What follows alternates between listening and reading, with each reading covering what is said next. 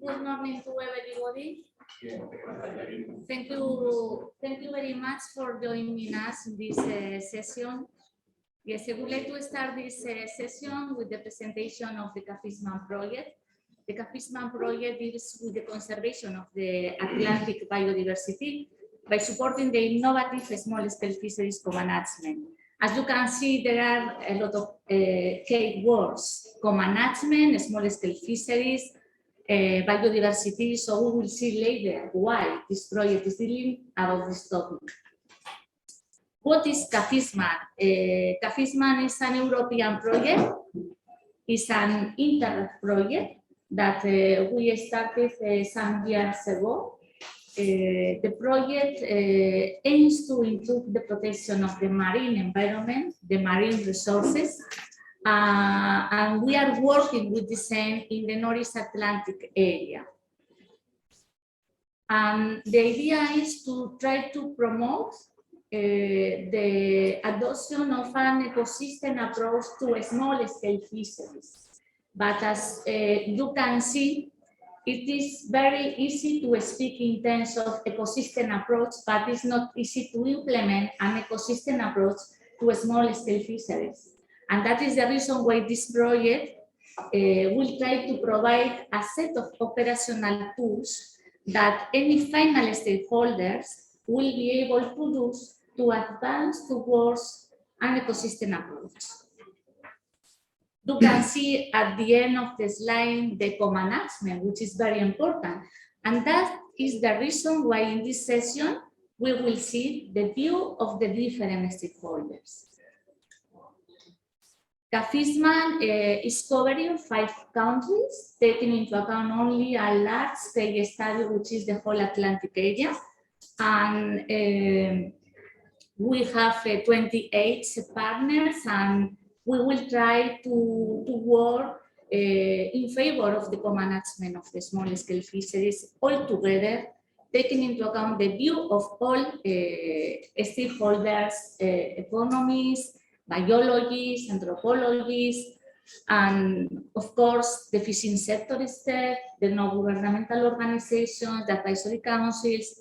We will try to move in that direction.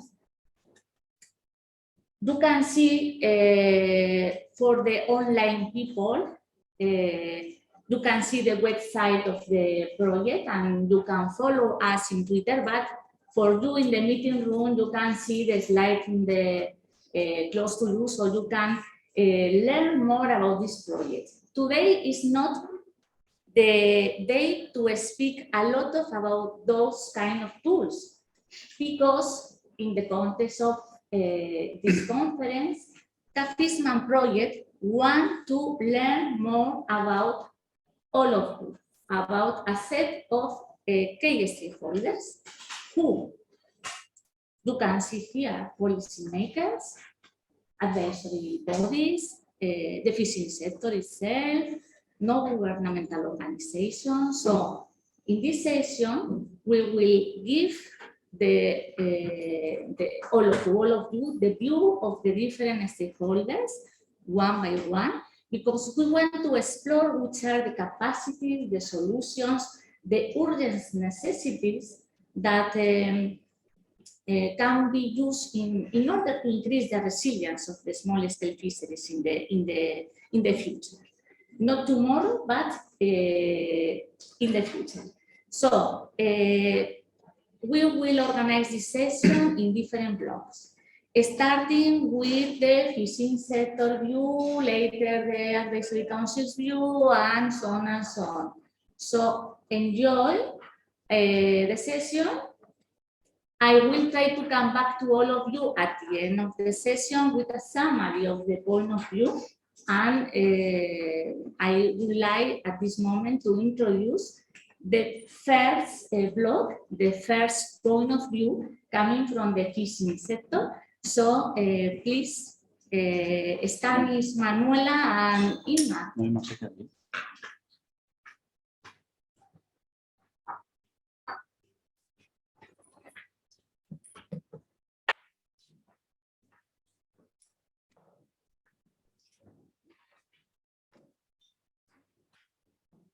Okay, so good morning, everyone, and thank you for coming.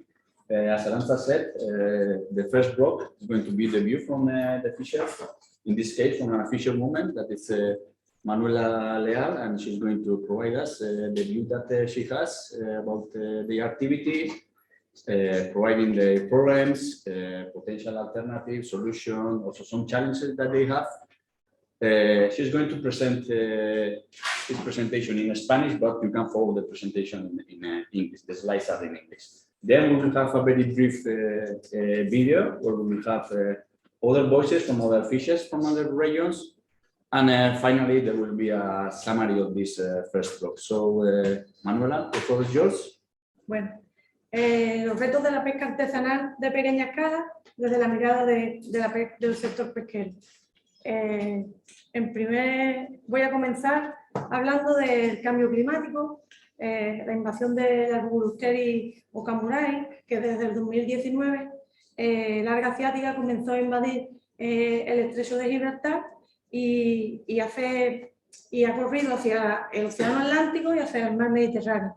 Esto ha provocado que el 80% del caladero ocupado por el alga, desplazando las especies que nosotros capturamos, ¿no? Y solo nos queda un 20% del caladero para seguir haciendo nuestra actividad.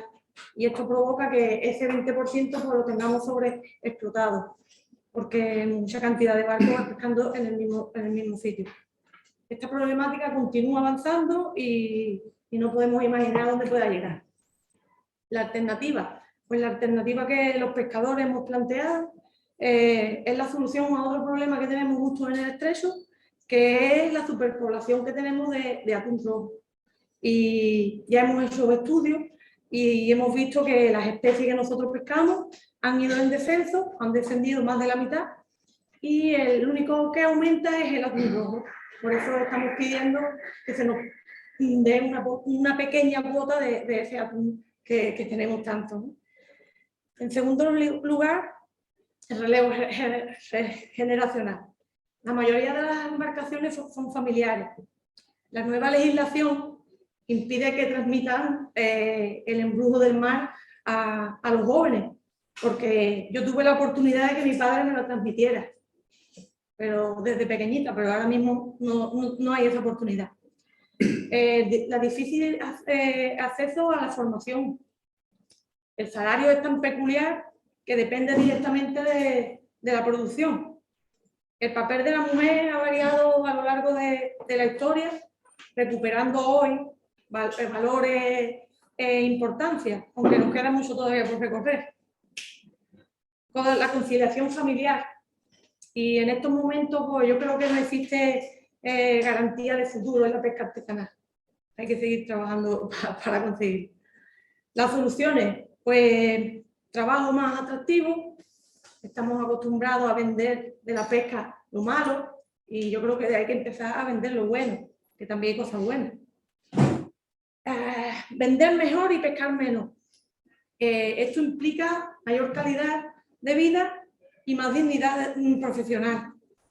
Mejorar los salarios. Salarios a la parte que yo creo que merece un estudio en profundidad por el arraigo y la importancia que este tiene, ¿no? Para ir terminando, la puesta en valor de la pesca artesanal de pequeña escala. Es importante asumir el valor etnológico patrimonial de la pesca, la forma de vida, la gastronomía, los monumentos, la cultura de la mar, los artes de pesca. Tenemos una riqueza natural en torno al sector pesquero que no está valorado y deberemos empezar a trabajar en ello. La mar es un bien público que hay que compartir su uso y es responsabilidad de todos, de profesionales, de recreativos, acuicultura, etcétera, etcétera. Nosotros en nuestro pueblo, las mayores siempre nos han enseñado a cuidar el mar, ¿no? Y a cuidar nuestro entorno. Por eso llevamos 10 años luchando en una reserva marina de interés pesquero y ahí seguimos para mantener nuestra restricción y mantener nuestras propias restricciones que nosotros tenemos en nuestra cofradía y que cada vez nos es más imposible porque la flota recreativa y eso no la cumple. La calidad y valoración de las especies, mantener el pescado lo más fresco posible. Las soluciones, promoción de las escuelas y especies de bajo valor económico. Pescaturismo, aunque estamos comenzando esta andadura, tenemos mucha esperanza en que se convierta en una alternativa más a la situación actual de la pesca artesanal. El etiquetado, que aquí tengo la marca Pescado de Conil, que tenemos 19 especies que etiquetamos con esta etiqueta. Del palangre son 19, con 800 gramos ya le ponemos la etiqueta y tenemos 4 de enmalle a 2,5 kilos. Y todo esto debe cumplir un estándar de calidad para que se le pueda poner la etiqueta. Y ya para terminar, pues creo que la pesca artesanal requiere una mayor unidad y tener voz propia. Nadie debe hablar en nombre de los pescadores artesanales, porque tenemos el conocimiento que necesitan las administraciones, los científicos, y para llegar a buen puerto. Muchas gracias.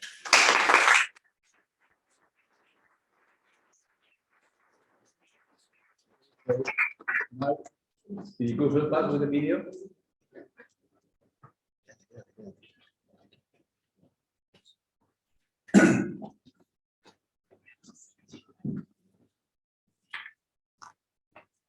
So as I say, now we are going to view a video coming from the voices from some fishers coming from Ireland and Portugal. The video is quite long, but we are going to cut it in once we have the first 4 minutes because we don't have enough time, but it will be available, the complete video will be available in our web, etc., etc. Also, I think that everything is recorded, so don't worry about that, but just some voices that we want to hear now. So it's okay, yes, put it there. At the beginning of the video. Yes, From the beginning. That's okay. Okay, so let's go. Yeah. Is iescre me agus tam ward combination to iescre in hier in de heren. Agus dinne moet onderdiecht son de iescre koskoste le ranne realters le agrachti staat le kosten iescre in keen. So Emro are a small-scale producer who we are based on and representing the offshore islands and all marine-based issues. Historically and still, we've supported the inshore sector through the provision of grant aid to improve the equipment aboard their vessels or on shore, or through assistance to develop their fishing techniques so they catch fish more effectively. But the most important thing we do for the inshore sector now is we afford them an opportunity to have their voice heard, and that's through the facilitation of the inshore fisheries forums. So we have 6 regional inshore fisheries forums around the coast, and each of those provide 2 members for a national inshore fisheries forum. And they meet the Minister for Agriculture, Food and the Marine a couple of times a year, also with the officials from his department, and that allows them to discuss issues pertaining to the inshore sector that are of importance to them. Sou o presidente da Associação de Pescadores de Armação de Pera, tenho como missão, organizar, fazer a gestão daquilo que acontece dentro do coroa de pesca e, através disso, prestar o apoio o máximo possível aos pescadores. A Armação de Pera, portanto, é um local muito difícil, operamos a partir da praia, tem características muito especiais e então fazemos o nosso esforço é garantir aos pescadores as melhores condições possíveis, nomeadamente relacionadas com os rendimentos. Agora, ultimamente, temos procurado colaborar dentro do possível, nos é proposto, com a ciência, com a Universidade do Algarve. Temos participado em alguns projetos, o último tem sido coordenado com o PUL, no Participesca, e pronto, e nesse sentido queremos que seja encontrada uma solução que garanta no futuro os estoques, as capturas e os rendimentos dos pescadores. Isso é fundamental para que a comunidade subsista e se mantenha, né? Porque a comunidade da Armação de Pera desaparecer seria extremamente triste e é muito desagradável para a história e para aquilo que é a Armação de Pera. Vem da Associação dos Professores. We're going to put here the video, but as I said, it's going to be available in our Cabfishman website, so don't worry about it, because we are time. So to finish with this first block, if you go back please to the presentation. There are some keynotes that Martha, please. Yeah, it's not working. Can I move this? Yeah, sorry. Okay, so this is the last slide with the key messages after hearing the voices from the fisherwomen and fishermen. So based on this, let's say, local problem that they have with this invasive algae, we have seen that they have a problem with the reduction of the fishing range in an 80%, that it's quite a lot. But this means that now they have an over-exploitation of the fishing ground that they are used to fish. But not just its over-exploitation. They have probably some interaction with these fishers that are fishing in those fishing grounds. Probably there are also some conflict because of the special limitation that they have. This means that they need probably a management for this spatial management. Let's say they need this. Yeah, it's spatial management, and as it was mentioned during some presentation during this week, so that's one of the issues. The marine management plan is one of the issues. So again, with this real case study, perhaps that's needed. But then there are also some alternatives that they're trying to find some new fishing grounds that they can exploit. But for this, we need to have a good knowledge of the activities that these fishers have. But the question here is if we have enough data to try to manage these fisheries, knowing the problems that they have. And if we don't have the data, we need to think on what data we need for those objectives. And it's essential, as was mentioned also by some colleagues, that the data that we collect needs to fit the objective that we have in mind. It's not just to collect data. We can collect a lot of data, but this data should fit the purpose that we have in mind to solve this kind of problems. So she also mentioned some alternatives about harvesting of other species. She mentioned the bluefin tuna in Tarifa, for example, or close to their fishing grounds. But again, we have these issues with the access to the resources, the fishing rights, the allocation of the quota. So some of the problems that were also mentioned during these days. Again, the lack of general replacement or renewal, that's a big problem for everyone. So we need to do this work attractive for younger generation. We need to promote, of course, the small scale fisheries. As she mentioned, we have the value of the cultural heritage, the valorization of the species that they target. Another alternative could be the diversification of the activity. She mentioned the fishing tourism, but we know that also a lot of, well, I don't know if a lot, but some small scale fishers are also working with this problem that we have with the marine litter, cleaning up the seas. Could be the case of the algae or other invasive species that were mentioned also yesterday by the colleague from Cyprus. And the key message is also again repeated here, that they need to have their own voice. And for that, it's important that these fishers are well organized and structured. So those are at least some of the key messages that we want to have from this first block. And I don't know if we have enough time for any question, or we have time. Yeah. So if there are any questions for Mariola. Okay. She mentioned that small-scale fisheries should have, speak about their own, and they don't want other people to speak about them. So I am wondering how she thinks that we can do it, because anyway. Yes.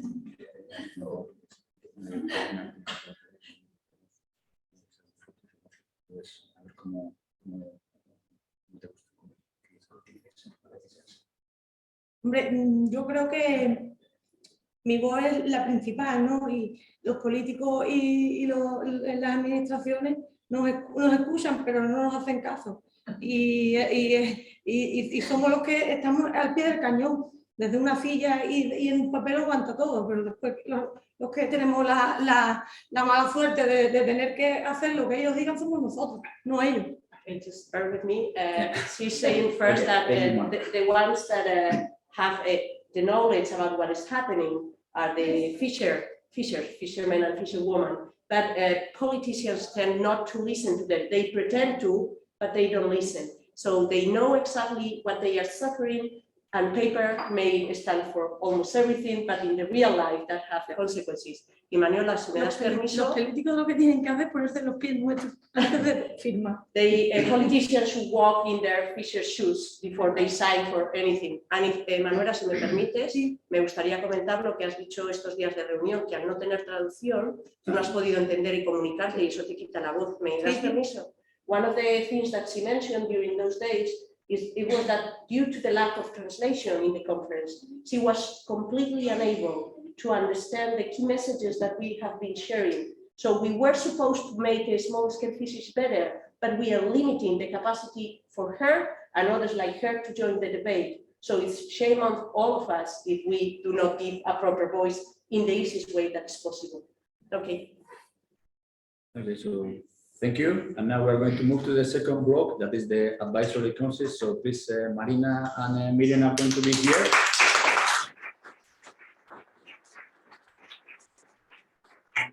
From MEDAC is online.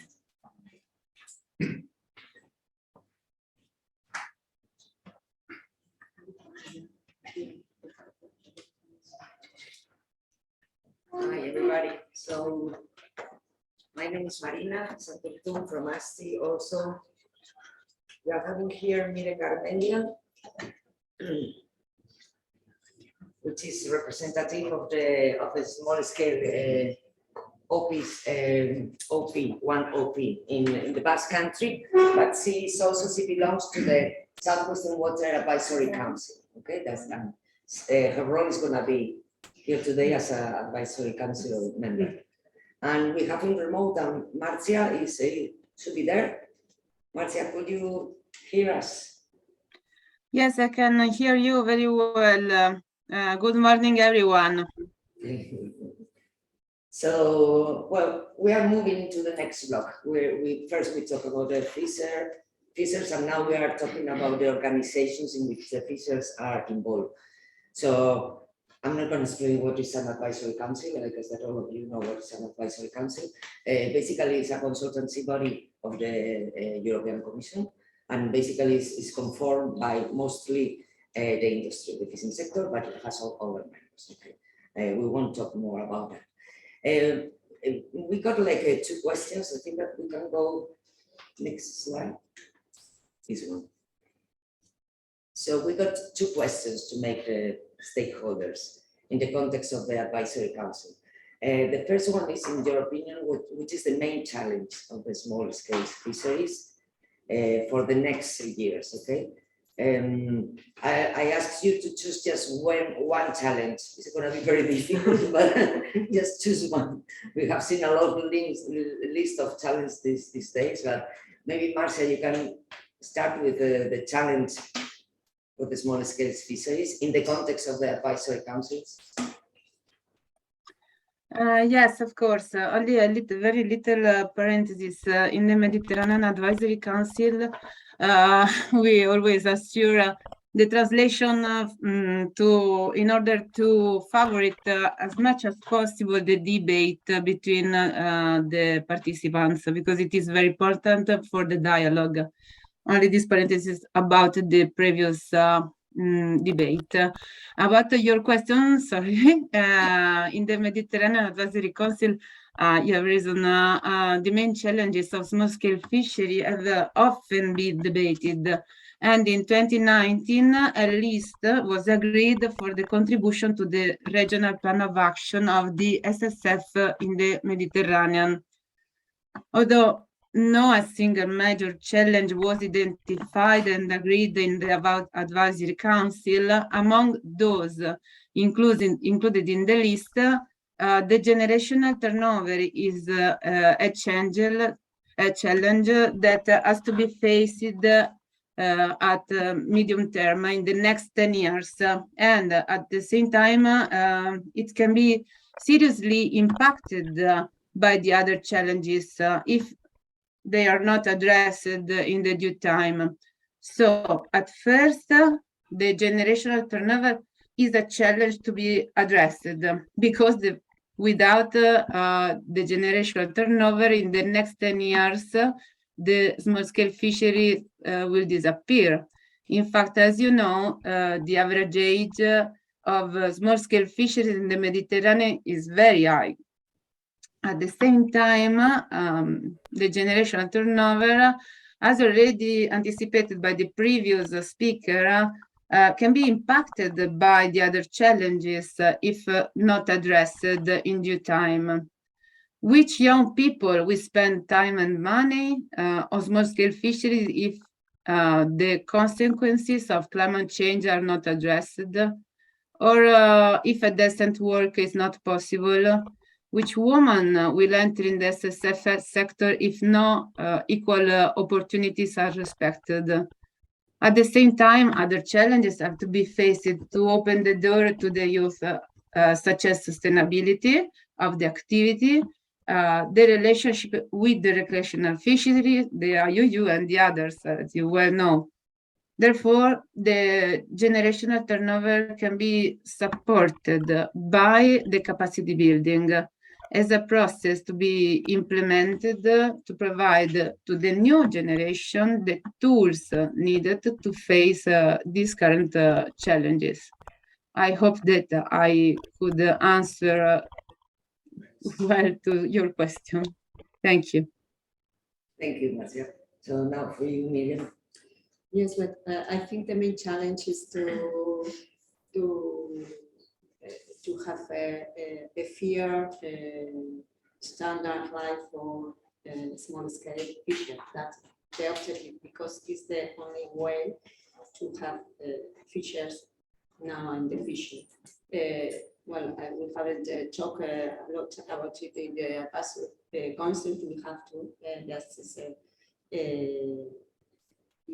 the main things we treat in this pasture council is about quotas and how much and how we can assure the more fishing possibility quotas for a long time. That's why we work together in different fisheries with scientists to see how we manage the fisheries in a long term and a more profitable way. And that's the main thing. And the main discussions we have in the Pasture Council, because that is economy and that is the way also to assure the future fisheries. But we have also to work more about how the conditions of the small-scale fisher can improve in order to have new young fishers in our sector, because all the countries are involved in our Basel Council are worried about this matter. And I think that is the main challenge we have at this moment, and that's something that the fisher themselves, with the help of all other stakeholders and NGOs, scientists, and so on, have to make a good challenge to improve those conditions, because the society is changing, the market is changing, and so we have also in our sector to have residents. We have to adapt, to be flexible, because young people want good conditions, conciliation with private life, and so on. And those a lot of times I heard that that's not possible in the fishing activity, but I'm sure that it's possible to change things and to adapt and to have a better life in the small scale fisheries, if we change some things, of course. And I think that is a very hard job that we have to make inside of the Basel process, where the small scale fishers are represented and they have voice. Of course, can be improved. I feel as representative of those small scale fishers, and it's through the strong organization, POs, Contradias, doesn't matter. The name of the organization, the important thing is that those organizations are managed from the fisher themselves, and well, there are some, I don't know, as me, as other people who can translate and defend their goals and their needs. And I think that's an important thing from the region, from the local to go to the, and in the advisory councils, we also have the opportunity to negotiate, to know other fishers that are also working in our fisheries. So because the fish doesn't know about the local things. So I think the advisory councils are very good for us, so to manage our fisheries.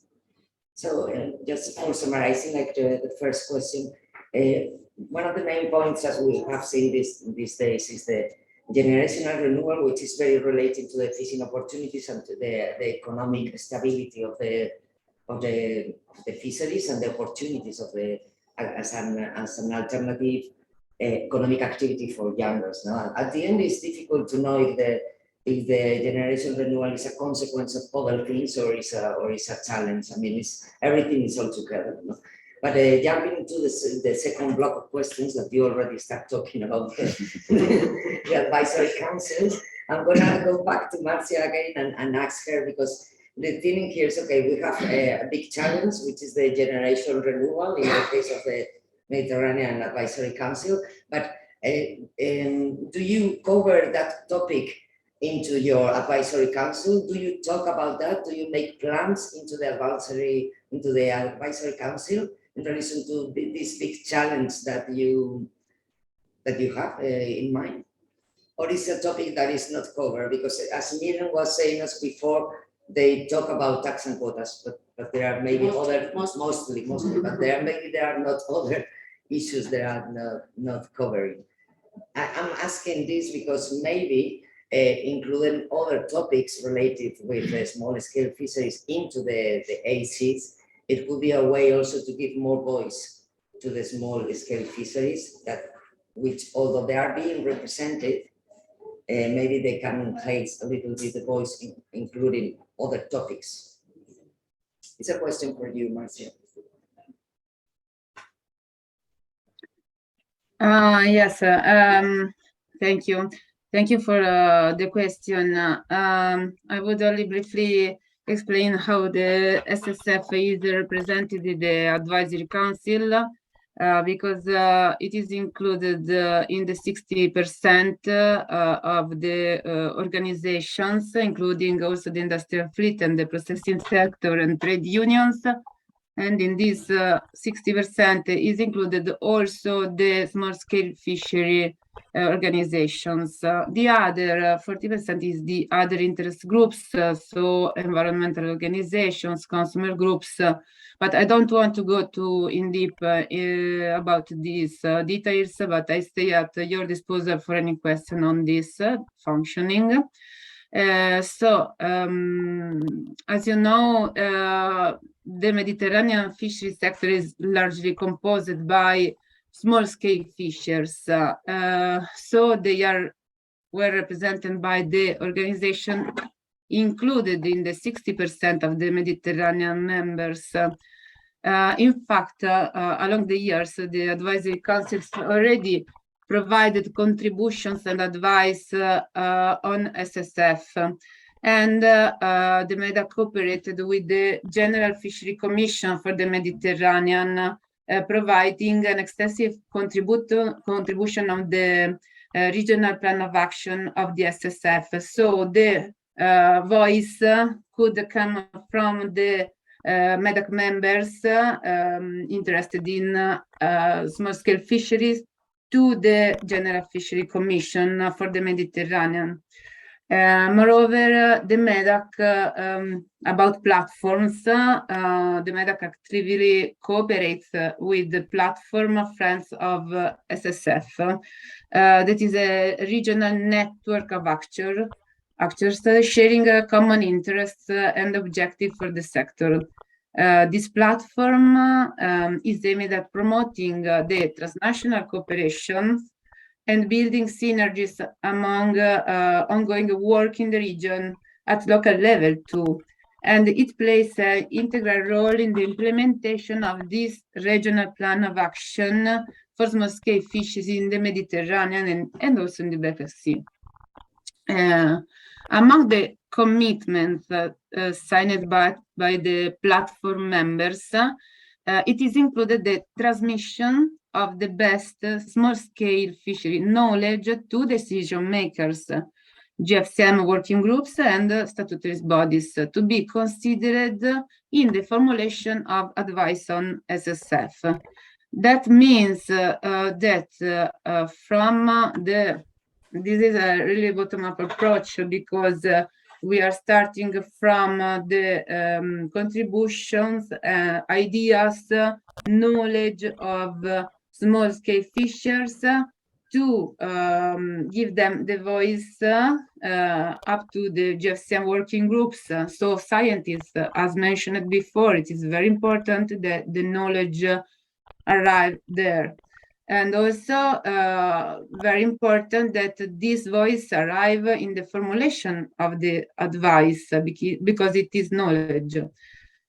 So about the Friends of SSF platform, it was officially launched on September 2018 in the occasion of the high-level conference on sustainable small-scale fisheries in the Mediterranean and Black Sea, with the signature of the platform charter.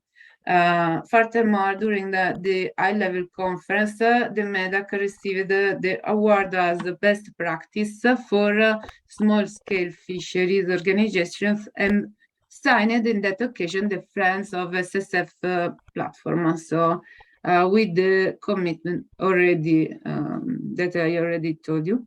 And finally, very important, the MEDAC is currently making a process to enhance the voice of the SSF.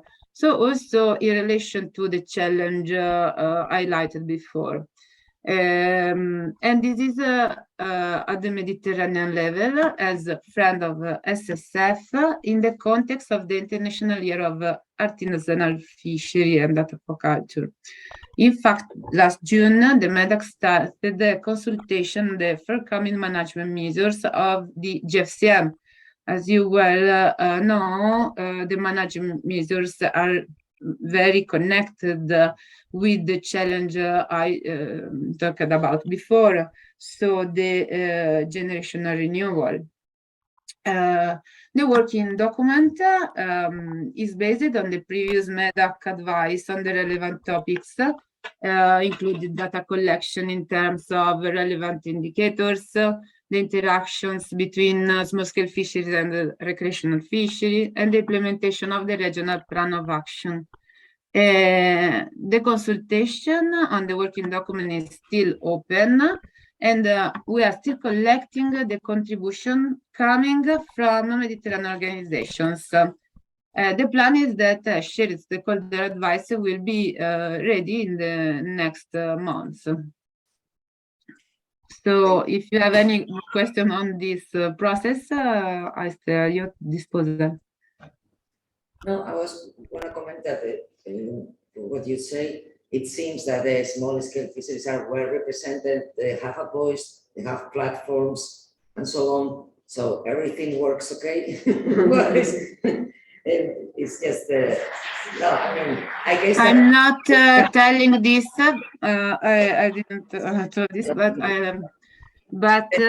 I'm saying that maybe some process. Yeah.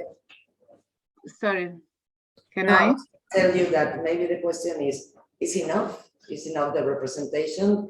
Is the opportunities to be there at the MEDAC, they are in there at the platforms to contribute to the management plans or to the plans are there, but it's actually really an active contributions from the small scale fisheries representatives or organizations.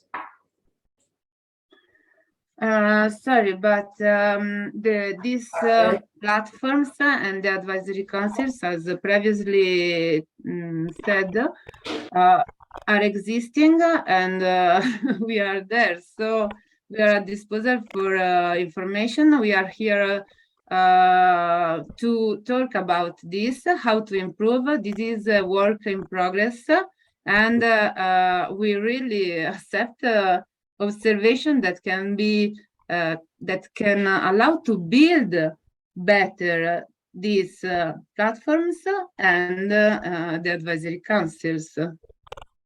Thank you. I'm not saying that it is all already working very well. It is not my message, but I didn't express myself very well, but sometimes when we talk about the possibility of representation of the small scale fisheries, and we go into the bigger bodies, you can see, okay, they are in there, they have the possibility. I'm not talking about MEDAC, I'm talking in general.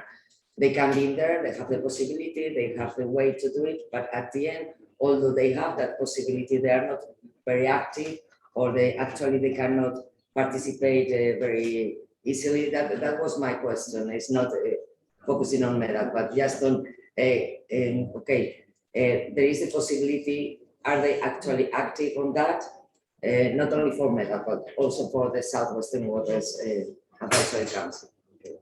In our advisory council, we have a group that is a traditional group for traditional fishers. It's working on different challenges that are important for them, but we have well, important lacks data. So and that's something that I have the same problem in my organization when I have to defend a fishery, a small scale fishery, because there are other stakeholders that want to take the space for other activities. How can I prove that it's very important, it's a space for you, because your economy depends on that. I have no data. And that is one of the biggest problems for they have from the small scale fisher, the small coastal, because we have different, in this small scale fishers will have different also scale of fishers. So, and there is one that they are very individualistic, very proud of their data, they don't trust a lot.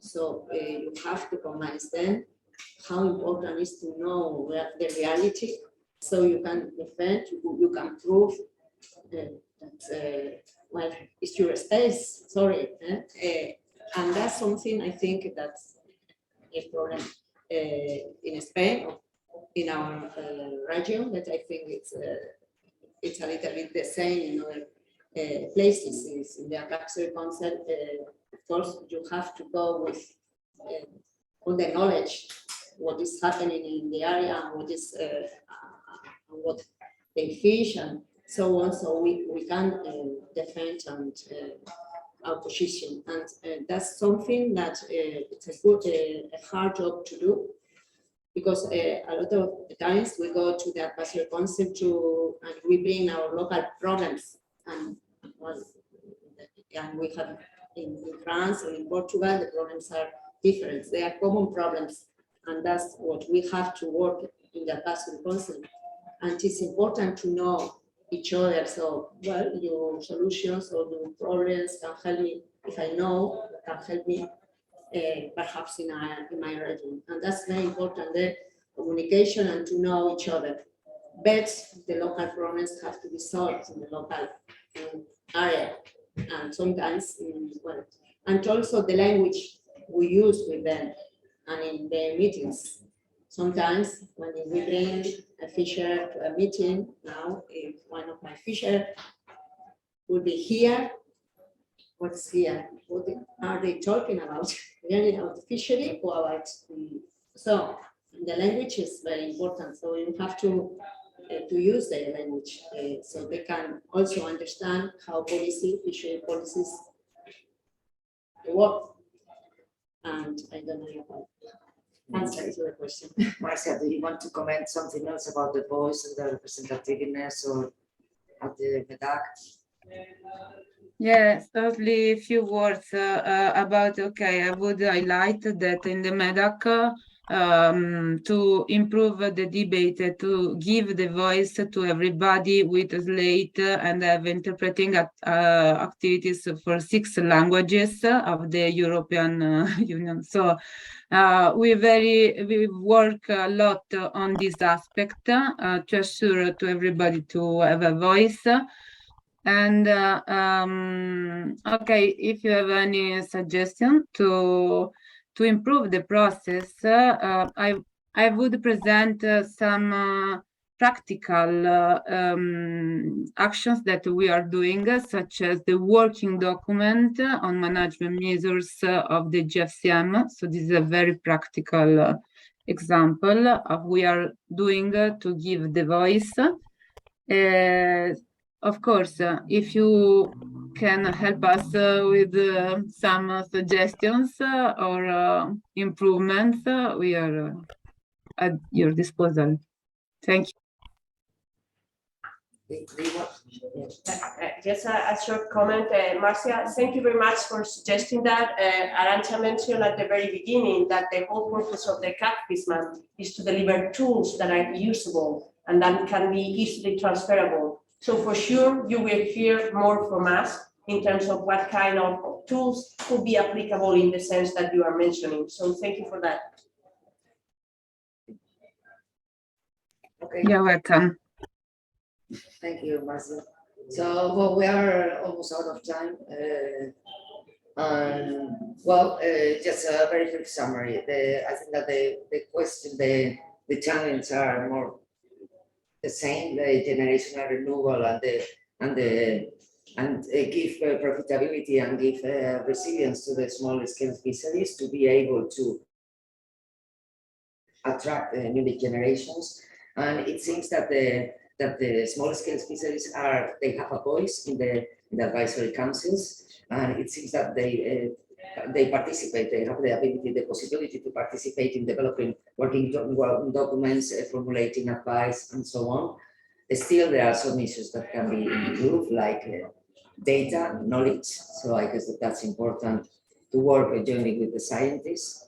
And of course, that there is a path to keep going and improving in relation to all the ways to participate of the small scale fisheries in the advisory councils, but we are on the track, I think. So we will finish with this block.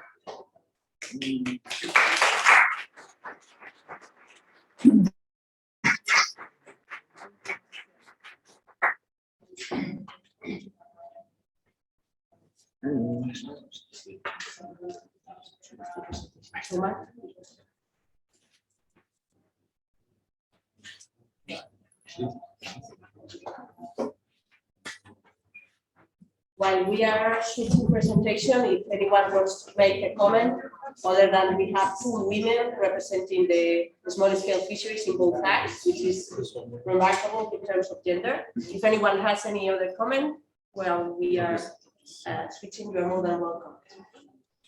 And if not, I will give voice to Manuela again, because one of the things that she mentioned was that the lack of the capability of bringing people on board to get the breadth of what it means to be a fisher keeps them, younger generations, to feel attraction for the activity. Right now, if you want to get on board, first you have to go through a lot of courses, training, preparation. It may take 1.5 years before you are able to go abroad, go on a boat and experience what it means. And before, she had experienced directly as a child in the boat, so she gets more attached to the activity itself. So I don't know if you have any other experiences from other areas that may be worthy, and we can keep that for the very end. So Mark, sorry about that. Okay, thank you to everyone. This session that's dedicated to voices from our NGO participants and stakeholders, and we have Rita and Morgan, who will give their own introductions from the NGO sector, respectively, from WWF Portugal and also from the Blue Marine Foundation. I come from the University of St Andrews and lead a group that specializes in coastal resource management. And In a sense, we're probably going to be slightly provocative during this particular session, as you would expect, as we're here really to talk about NGO matters. And often NGOs are at the vanguard of poking the hornet's nest, basically saying this is what we should do. And so I thought we should maybe just take a step back and talk about some of the big real challenges that face us, because I often think that we are effectively discussing the price of fish while standing in the fast lane of a motorway.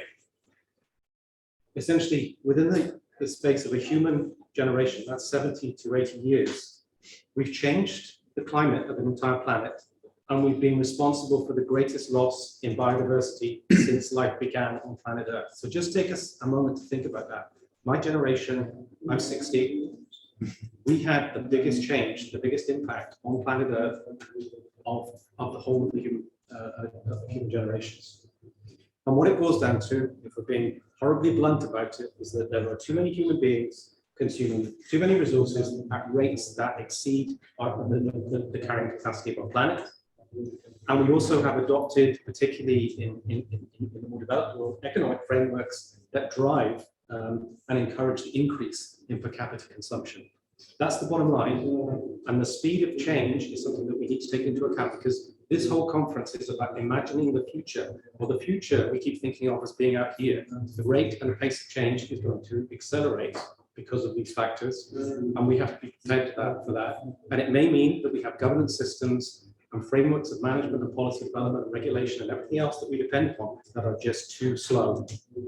So I think we have to think about fairly radical change in terms of the way we imagine the future, because it's going to be very different to the way that we currently think about our future.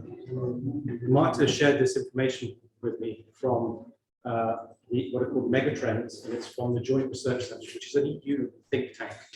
And these were the factors that they talked about as being the big trends that are likely to affect all of us, including small-scale fisheries. And it's effectively accelerating technology change, much greater connectivity between people and places. There's going to be a lot of resource scarcity meetings in the future when we go to sort of 9 billion, possibly 11 billion people on the planet. The nature of work will change. So don't expect traditional activities to remain traditional. We're all going to have to change. We're all going to have multiple jobs. And also climate change and the rate of degradation as a result of climate change is going to introduce massive changes to our lives. There's going to be the greatest movement of human beings on the planet, migrations caused by climate change, within the next 20 years. Let's get ready for it. That will also be coupled to greater human consumption. Go to India and look at some of the numbers there in terms of human consumption and per capita consumption that they anticipate within their economy as it becomes wealthier. Major changes in demography. That means the population, particularly in the developed West, is going to get older. We're going to have a large proportion of our population which is going to need to be cared for and to have resources in order to be able to sustain that population and to be socially stable. I'll stop there and I'll hand over to my colleagues from the NGOs who will give their own perspectives on change and the ways that their own organizations are doing practical things on the ground to perhaps address some of these issues in the background. I'll hand over first of all to Rita. Thank you. First of all, I want to thank the organization for the invitation. It's a pleasure to be here. And I'm working in Associação Natureza Portugal. This is which is the representative the WWF in our country. We are working with lots of different areas, and I'm leading the Oceans and Fisheries program. I try to organize our work in this way because I think it's very important to show that we are having a very transdisciplinary work. I put some examples of some initiatives in some specific projects and some specific challenges and opportunities. But it's just a way to understand how we are working and how we are trying to have some impacts with our projects. And about the question that Mark did, for me, I think it's very important to highlight that NGOs have like a double role in these issues. So we are a facilitator, but at the same time, we are a stakeholder. From my side, I think it's, I'm more focused on the work as a facilitator. And I think it's important that to share with you some thoughts about this. So I think NGOs have to put more energy, not just in the results, but in the process. Because when we want to change minds and situations or conditions, or I think it's more important to be focused on the process and be aware of all the difficulties that we have in this process. Sometimes we are walking very fast, and then we have to stop and think about this. Other things is about the value. Everyone is talking about value, but I already heard about one fisherman saying that they don't want to have sardine very expensive, because will create like a very gourmet market, and it will not be accessible for everyone. So I think that sometimes we are putting value not in the right side, at the right place, and we have to think about this. We are having a lots of fishing, seafood very expensive, and the end is not for the fishermen, this money. So we have to think about this, and I think NGO can have a role in this. Other thing, it's about the empowerment of fishermen and small-scale fishery, of course. I think it's very important to think about capacity building and to find new leaderships, or trying to in youth and different people. And I think that NGO can be an important facilitator in this process, because for fishermen sometimes it's very important, very difficult to lead the fishermen association when they are not professional. They are more interested in fish and do other things, and it's not so easy to lead the fishermen association. In Portugal, we can see a lot of cases like that, and I think it's that.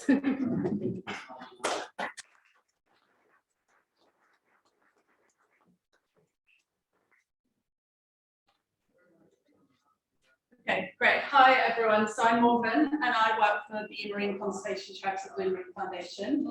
We are based in the UK, but we work all over the world. We are dedicated to restoring the oceans to health. We do this through a whole bunch of programs, and you can see all the different countries we work in there. I work in the UK, so there's a lot going on there. But essentially, we do things like create marine protected areas and manage them. We restore key habitats and species, and we develop sustainable models of fishing. Our fisheries work is focused on a belief that fishers should be involved in the development, implementation, and management of conservation initiatives, and they should also benefit from conservation. Over the years, we've developed a big network of fisheries and conservation projects, which are really focused on diverse stakeholder working groups, often facilitated by groups like Blue, which are working with fishers and lots of other people to tackle problems that are happening on their doorsteps. So we work in a lot of marine protected areas, we work on issues, so fishermen come to us and say, how can we solve this and how can we work together? I put a few of them on this slide.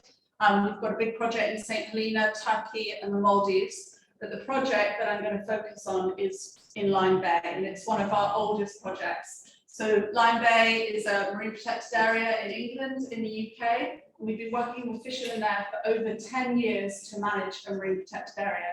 Here, fishermen have put in place a voluntary code of conduct that limits the way they fish, lots of different restrictions on where they fish, how they fish, where, that kind of thing, and we've worked with them to monitor that.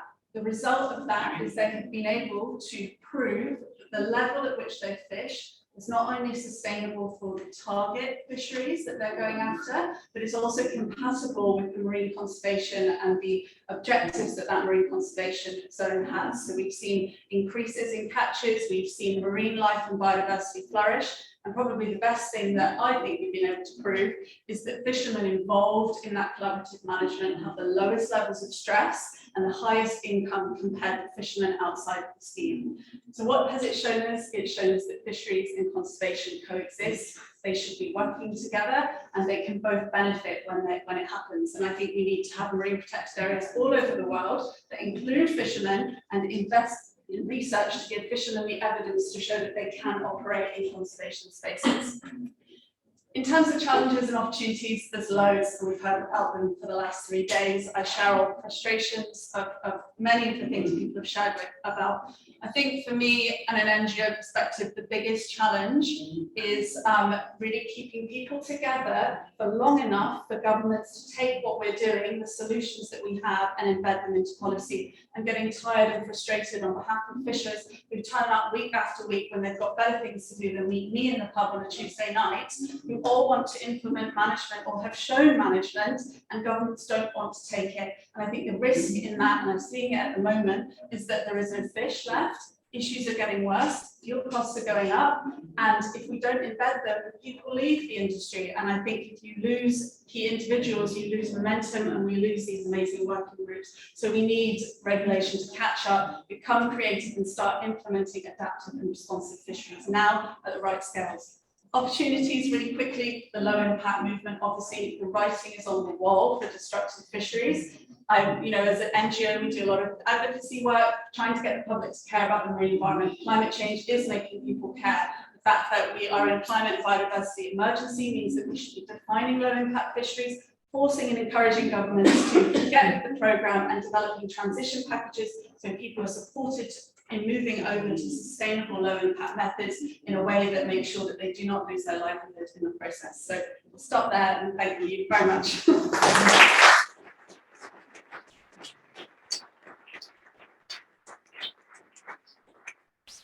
Okay.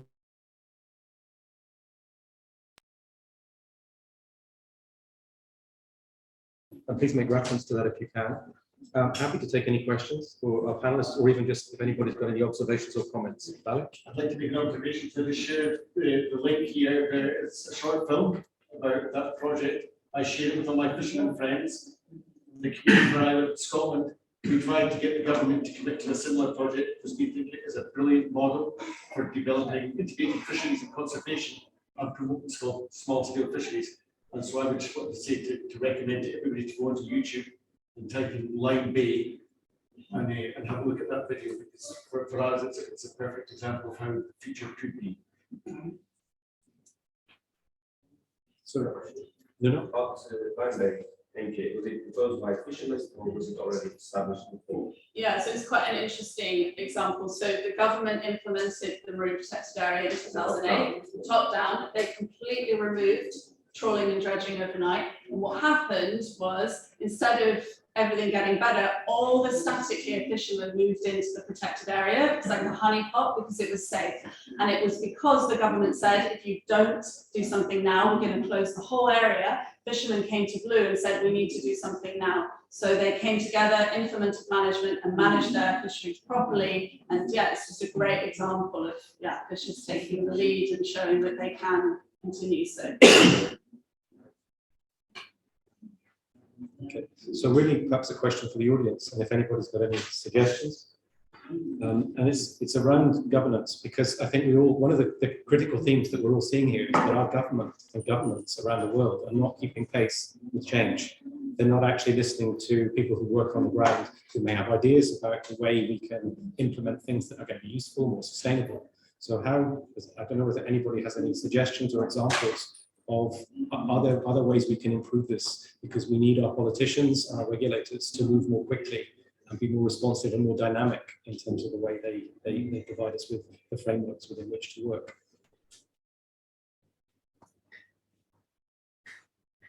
Big suggestion, get on Twitter and start shaming them. They're not saying we know this, they don't know this. The government has a filter of science, academia, fisheries managers fisheries managers often hide fisheries problems from government. And I think fishermen and conservationists need to start telling politicians how bad things are, and then maybe that will help produce more change. Yeah. But I think also, so there's another parallel session going on, which is about data acquisition and new systems of data acquisition, which are far more applicable now to small-scale fisheries. And so I think there's potentially a revolution taking place in a parallel session, which may be helpful. You say we should all go next, all right? Yeah. They are trying us to focus us to listen. What for me has been important is to hear that the NGOs are there to facilitate, and also when you have the management between all the stakeholders is to benefit the fishers themselves. So that is the way we have to work, because sometimes in the advisory councils we feel the NGOs are not to facilitate, they are just zero quota. So what we do now, what we fish now. So I think the process can be black or white as a way to do and to improve it. And sometimes, well, not all of the NGOs, but it's hard to work on when the positions are so hard and so straight. So I think to work together and from the local to the top, I think that's important. And also the leadership in the meetings and in the work together. So and also to talk to the language I think so to understand each other on what is going on, because you can change from one day to another things. Okay, can I add something? As an NGO, I agree completely, and I think it's very, very important, and I think it's with all these projects working with stakeholders, I think we are understanding that it's very, very important to hurt the society and to co-build our NGO agenda and not try to put our NGO agenda and force it to put this in place. So I think it's a process, like I said at the beginning. But I think I can see in my organization, for example, and I think in Portugal this is very clear, that we are trying to understand what are the problems, the needs, the questions, and what can be our role on that, and try to put the better energy to have this impact together with everyone. Yeah. And also I don't have NGOs sometimes to talk about other fishery efforts that we are in the sea, recreatives, more and more recreatives is increasing, the illegal fishing, so on. Here I haven't heard anything about it. So. We have a question online from Mariola. Yeah. Can she? Maria? Hi everyone. Yes, the question is to the audience, and well, we would like to know how can people support small-scale fisheries? What can people do to support small-scale fisheries? We would like to know, to have all the voices, and this includes the voices of the audience. Thank you.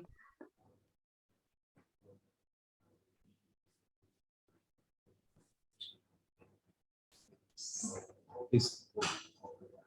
I think that I'm not speaking as researcher now, a civil normal woman. I think we can make two things mainly. One, as consumers, we need to be very aware about what is behind small-scale fisheries, starting from our local situation. And when we consume, we have a lot of force when consuming all together. The only way is education to the youngest child. I think we need to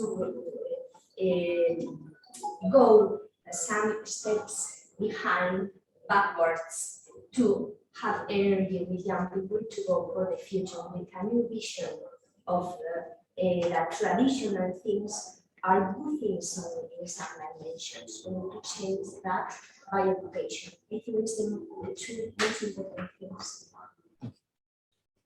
Given the time constraints that we have, I have to draw the session to a close. I'm sure our panelists will be more than happy to answer questions. I think the key message is very much that NGOs have both an adversarial role and an applicational role. And I think that's quite an important tension. So in other words, they challenge us, but they can also facilitate, and they have the resources to facilitate as well. I just wanted to say that resources, I wanted to pick up on your point, so often NGOs are like the enemy of fishermen, but the reality is we're funding so many of the co-management examples that I see across the world. It's NGOs funding it, NGOs hiring someone to hire a room and facilitate, NGOs following up with fishermen at the pier side. So I think, yeah, that funding is a challenge and an opportunity in an area that I think NGOs are making a massive contribution that governments are simply not able to do at the appropriate level. So sorry, I just funding is that kind of elephant in the room, I think, isn't it? So thank you for the panelists.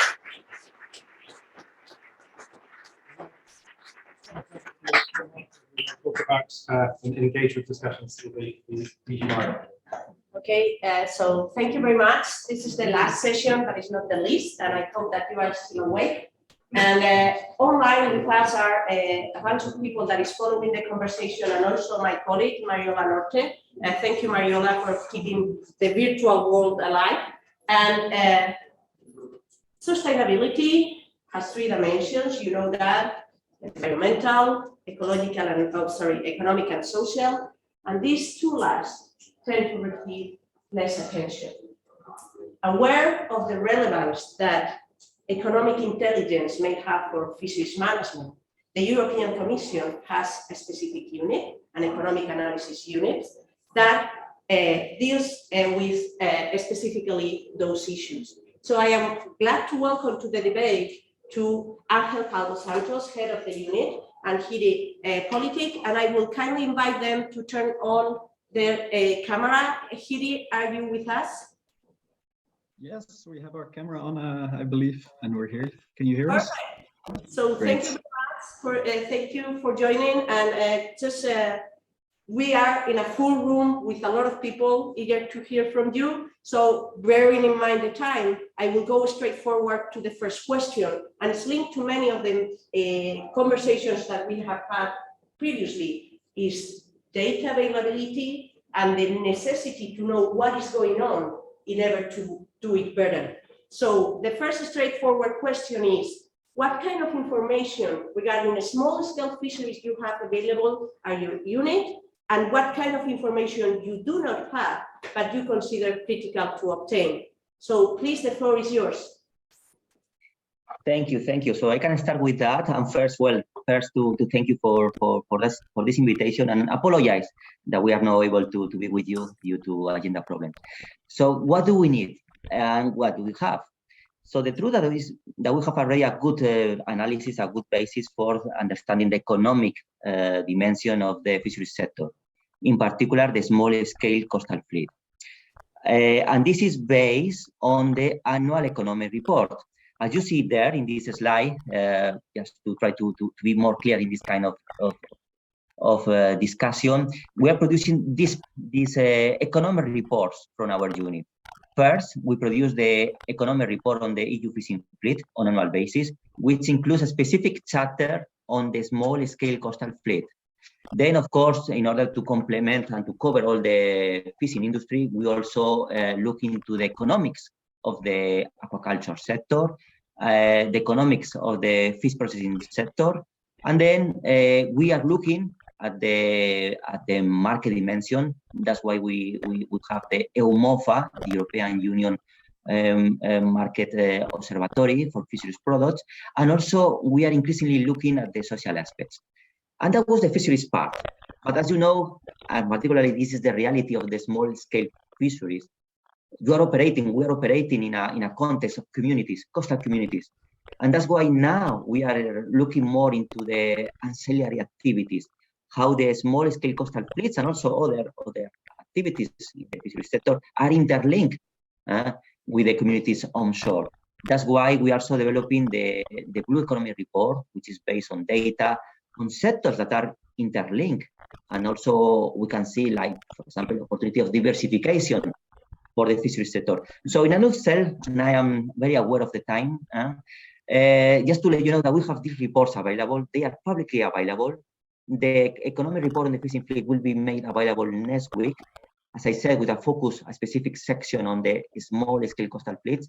And then you have plenty of information, plenty of data, scientific data on the performance, catches, employment, salaries, etc., etc. So in the next slide, if I can see, just to complement this question, Marta and colleagues. So this is what we do with the data, because you may wonder, well, so many reports, so much data, but what is the utility for the policy making in the small scale coastal fisheries? So here, in this slide, we try to represent the different steps that we are following in order to produce these reports, the fishing fleet economic report, etc., and also the policy needs. I don't know if you are able to see in the slides the items, but for example, this data is used to integrate the economic analysis together with the environmental and biological analysis. So so that there is a balance, there is a integration of these different aspects, because we have seen, and that's a very important result for the small scale coastal fisheries, is that environmental sustainability goes hand in hand with economic sustainability. That's why it's fundamental to ensure first the sustainability of the stocks, and then the performance levels and the salary levels tend to increase. And this is based on the evidence that we get from STCF.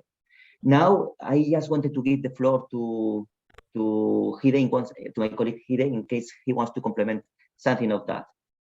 Well, yeah, just to set the scene also for what we do from a European perspective, maybe we can go to the next slide. So what we see in terms of pure economic significance, the small scale coastal fisheries in the EU represent a small part.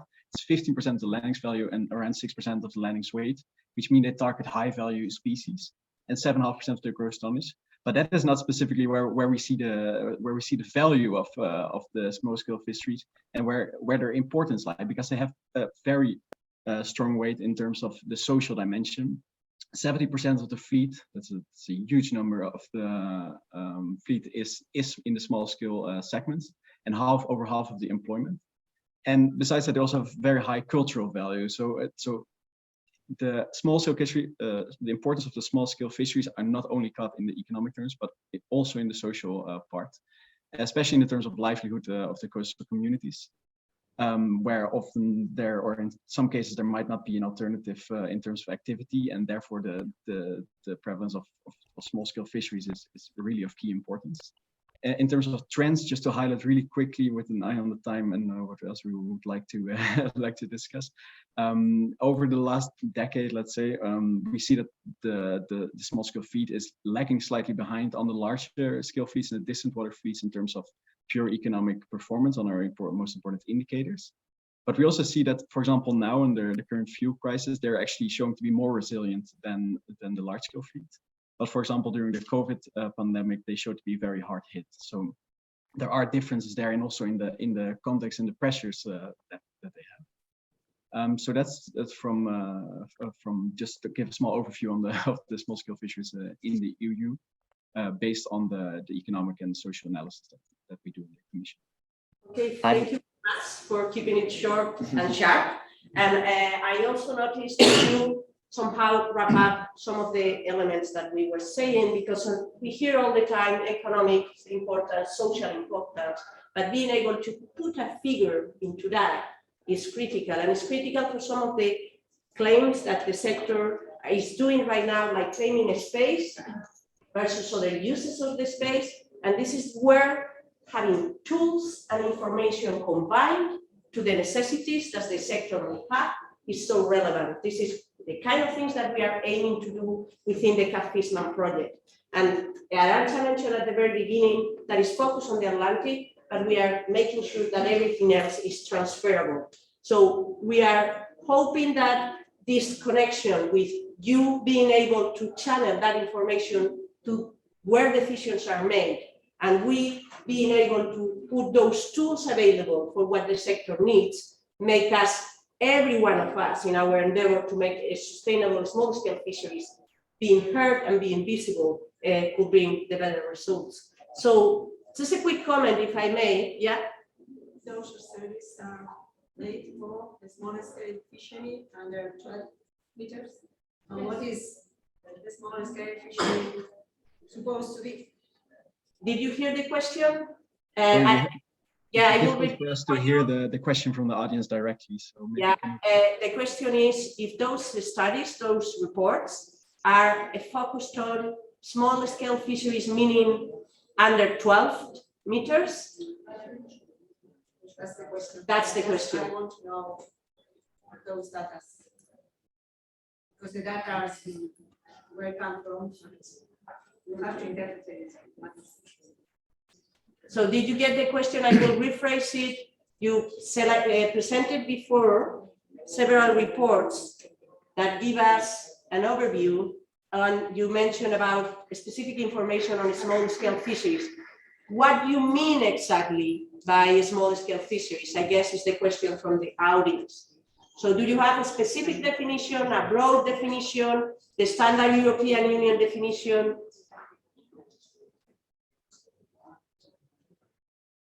Okay. Yes, it's first. Yes, so our reply to that question is that we are using in these reports the official definition that we have in the CFP, in the Common Fisheries Policy, which is fleets below 12 meters and using non-active gears. And on that regard, complementing that answer, this report, the annual economic report of the fishing fleet, covers all fleet segments, the performance of all fleet segments. But as I said, there is a specific chapter devoted to the performance of the small-scale coastal fleet, following, of course, that official definition in the context of the CFP. I hope that this clarifies the question. Yeah, perfect. So I think that we have 1 minute left. So any other questions? I mean, it's a great chance to have both of you here. And those are the guys that may channel some needs that we may have in terms of economic analysis and social analysis. Katia? I am Katia from University of Brest, and I am wondering where you base your statement that small-scale fisheries has a heritage value and within the communities, because from what I know, we don't have such data. So I am wondering if the community profiles that you plan to do soon, I hope, I mean, it's going to be promised, the EU promised to us, they will give us this information. Where do you are in this reflection? I mean, it's something coming out from the social group of SDCF. So where we are?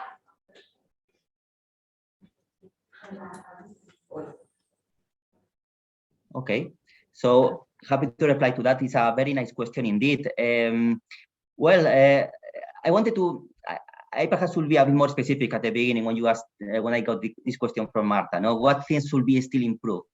And the reality is that we have made a lot of progress in the area of economic data, and this progress has been supporting the analysis that we have been doing in recent years. At the same time, I think there is an area where we have to do more, and this is the social data, as has been rightly pointed out.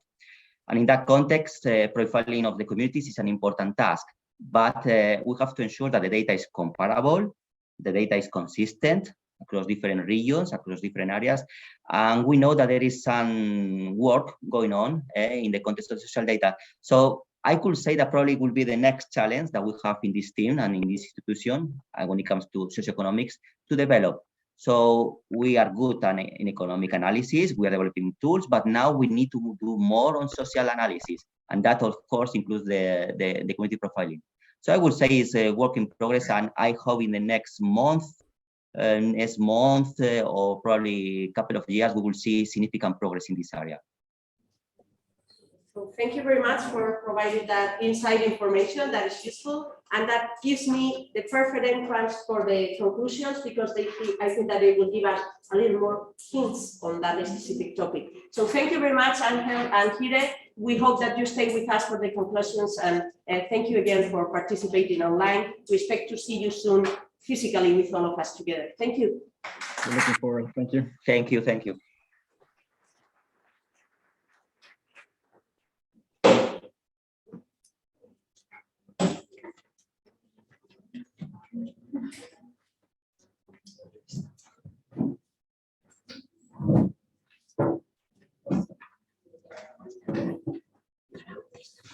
So very interesting session. Thanks to all of you. Thanks to the fishing sector, to the advisory councils, to all of you in the meeting room, to the non-governmental organizations. Thanks to the European Commission also.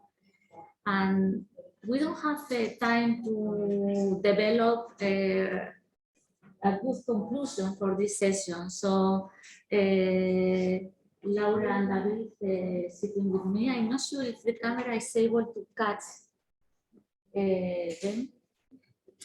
So we will try to make some conclusions, but we promise that in the following month, we will be able, isn't it, to produce a short report taking into account all the comments and all the views in the same document. That is very important. So let's go with some of the ideas. Manuela has introduced a very important example. Is one of the examples that we can find in Europe. In this example, we can see that they are producing an overexploitation of the resources, using only the 20% of the fishing ground.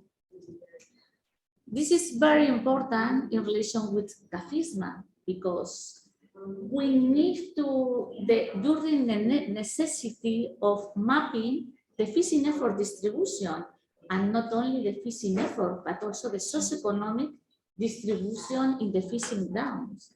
It's very important to have this knowledge ready when the problem arises. So, what do you think, David and Laura? We need this kind of spatial resolution data, and I want to compare this with the data coming from the European Commission. What do you think?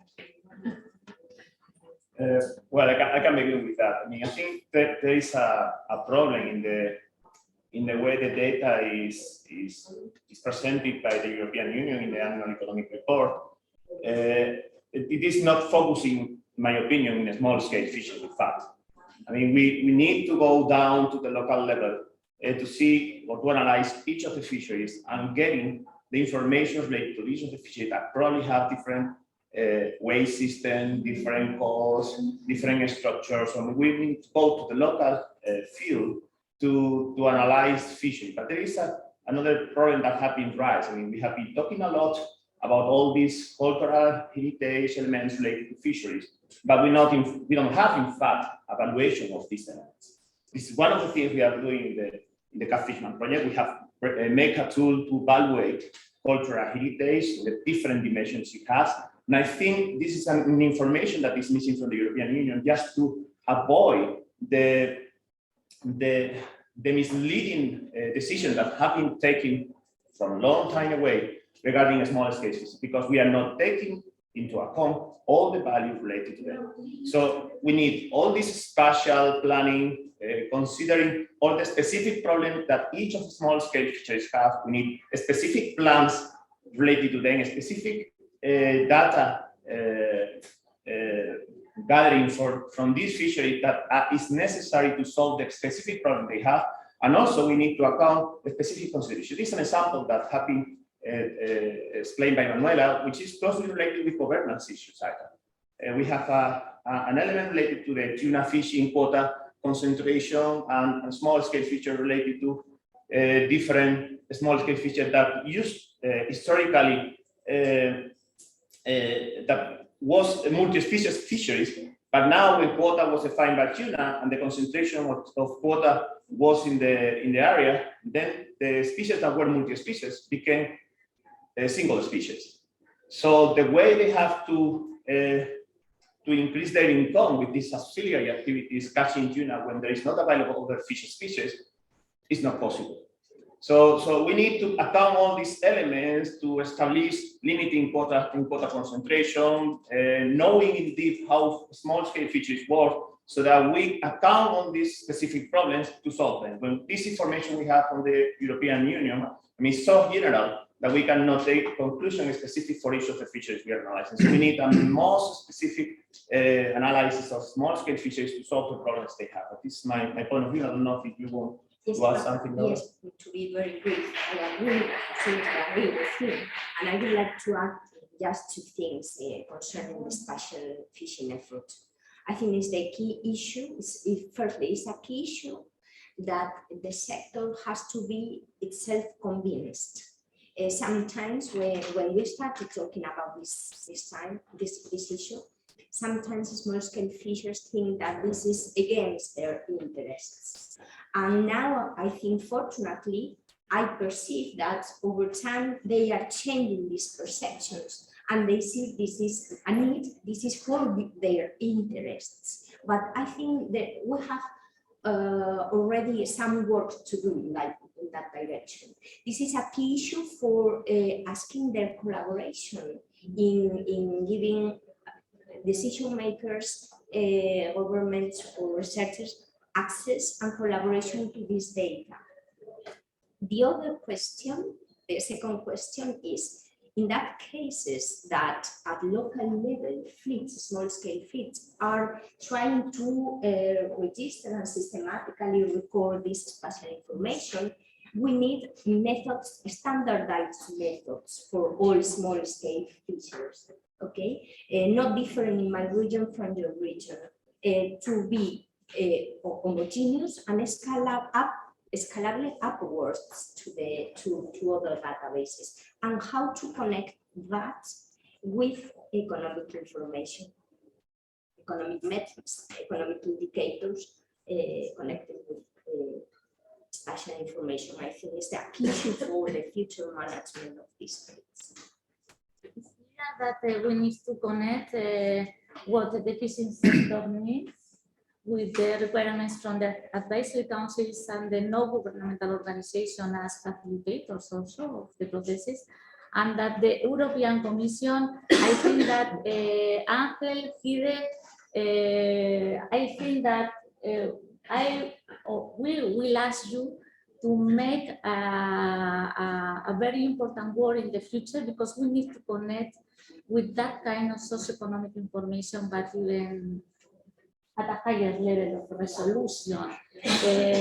But of course, you are developing a very important role just to put on the table the socio-economic characterization, which is important, but we need to go further, because we need spatial resolution socio-economic data if we want to give answer to the question of the sector, and to help in the middle to advisory councils and to the other organizations, environmental organizations. I think that we need to finish, isn't it?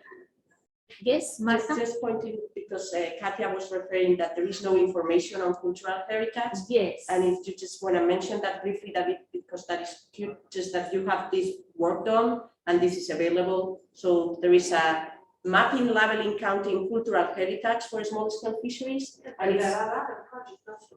No, I mean that, but the information is there. What Arantxa is saying, we have to put there in the right place for the commission. Yes, how commission decided Yeah. that there is. Yeah. Yeah, I know there are different projects. Okay. Okay. So we need to finish, but there are other conclusions that we have written all the issues across the session, and we promise to share very soon with all of you. But I would like to, I'm not sure, but I would like to make a question. We have the point of view of the advisory councils. Thank you very much to Miriam and to Marta to give this view. I think that sometimes in other forums, to give answer to the same question, the fishers what they are saying is that the things can be do better. And I think that the advisory councils, you are doing a very good work with a very important structure and the key to speak with the European Commission. So perhaps we need more time to speak with fishers about the role of the organization. Perhaps there is a problem of communication about which is exactly an advisory council, an environmental organization, and to be able to reach the fishing sector, because we observe a gap. Speaking with David and with Laura, we observe a gap. We need to finish the session, sorry, but the last sentence that I want to say is, I'm not sure if you have seen or not, but Manuela, Inma, Marina, Miren, Morben, Rita, Laura, a lot of women in this session also. So thank you very much. But again, thank you very much also to Mark, to Stanis, to David, to Fide, to Angel. Thank you very much. We need to finish, if not, and we will be in contact. Thank you very much.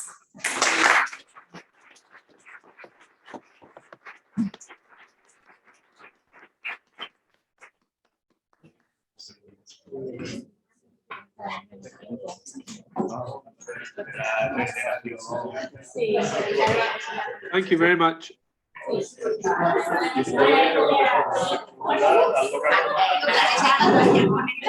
Sorry, Callum, there are plenty of people and a lot of noise. Sorry that we didn't manage to get you on board sooner, but for sure there will be new opportunities with the project to get in touch and get your input part of the conversation. Is that okay? Oh, no, not at all. Thank you. I really appreciated the opportunity, and I understood the logistics. I mean, there was clearly opportunity if necessary, but that's fine. And I look forward to staying in touch. Thank you. Okay, thank you. Have a good day. Bye-bye. Thank you. Thank you. Bye-bye. Enjoy.